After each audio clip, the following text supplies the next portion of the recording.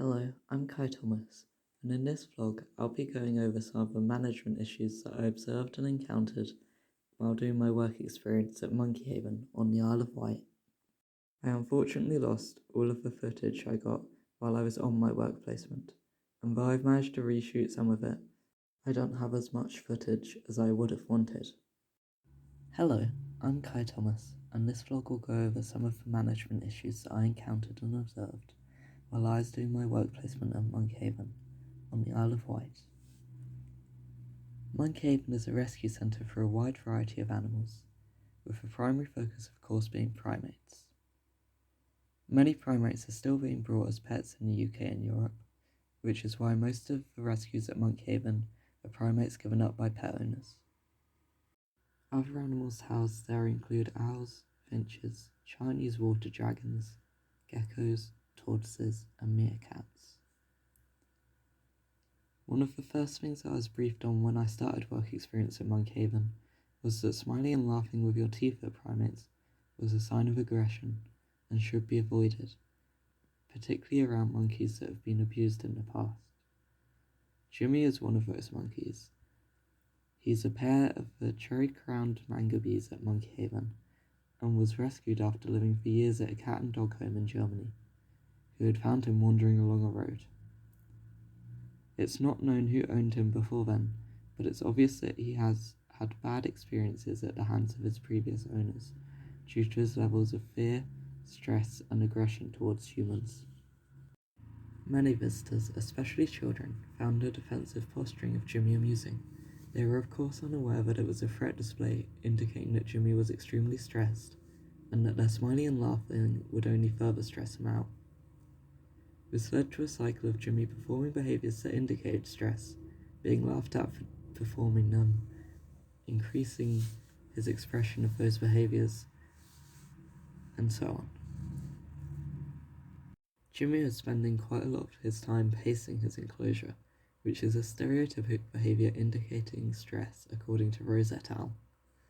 A combined approach to reduce Jimmy's stress level was implemented, where enrichment provided to Jimmy was changed and increased, alongside putting in measures to try and reduce the amount of smiling and laughing he was exposed to. The extra enrichment Jimmy was provided included lots of rose petals and lavender, in an attempt to calm him down. This was partially effective, but didn't fully stop his pacing. As a measure to stop so many people laughing at him, informative signs about why laughing would make Jimmy stressed were put up around his enclosure. These have proven quite effective and have reduced the amount of people laughing at him, thereby reducing his stress. Overall, I think this management issue has been handled quite well, as although the signs took quite a while to put up, once implemented, they were very effective and reduced Jimmy's stress levels by a lot. The second management problem I observed was the impacts of the male in a bonded pair of red-billed blue magpies dying. The remaining female, Cherry Pie, reacted to this change by showing stereotypic behaviours, including repeatedly flying back and forth between the same perches, cooling a lot more than usual, and feather pulling. Bateson and Fenders state that stereotypic behaviours are a sign of stress and negative affective state, and are a sign that changes must be made to improve welfare. Magpies have been shown to have a complex social structure, like many other corvids,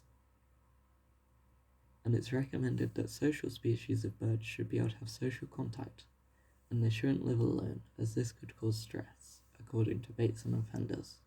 The increase in stereotypic behaviours shown by Cherry Pie, as she had no other members of her species nearby, just a neighbouring kookaburra.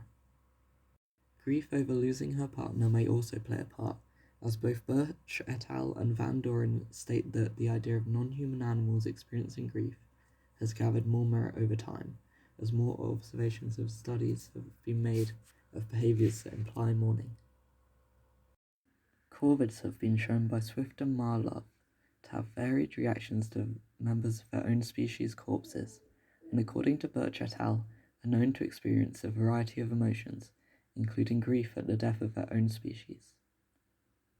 Various kinds of environmental enrichment were used to try and improve Cherry Pie's welfare. Enrichment is meant to have positive effects for Passerians, such as lowering the amount of abnormal behaviours and improving their affective state, according to Bateson and Fenders. Mirrors were used to try and make her feel less alone, alongside rope toys, natural foliage, food puzzles, and more live insects, in an attempt to reduce stereotypies by redirecting behaviours. These attempts were partially successful, as Cherry Pie almost entirely stopped feather pulling and reduced repetitive flying, but she continued to call a lot. As enrichment hadn't fully solved the problem, Monkey Haven started looking for another red-billed blue magpie to house with Cherry Pie, in the hopes that a companion could help. Luckily, they found one quite quickly, and introduced him into her enclosure. They grew to like each other pretty quickly, and soon Cherry Pie had stopped all stereotypic behaviours. Again, I think Monkey Haven handled this pretty well, as they got Cherry Pie a new mate as soon as they realised enrichment wouldn't stop all of her stereotypic behaviours. Thanks for listening. Here's my reference list for this vlog.